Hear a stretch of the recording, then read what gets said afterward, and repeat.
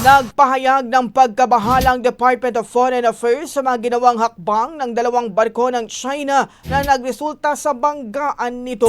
Sa isang pahayag, idiniin ng DFA na hindi lamang inilagay sa panganib ng China ang mga barko ng Pilipinas at mga personnel nito, kundi pati na rin sa sarili nilang mga Chinese vessels kung saan nagbanggaan nga ang People's Liberation Army Navy at China Coast Guard.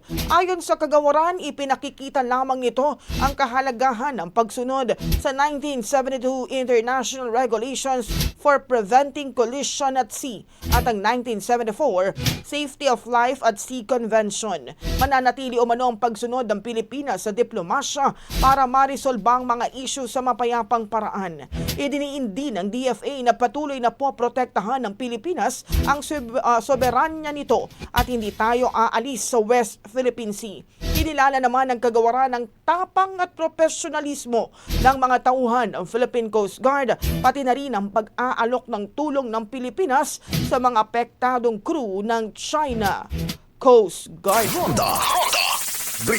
Ang bahaging ito ay hatid sa atin ng Maxan Mangosteen Santon Coffee. Max Healthy, Max Sarap.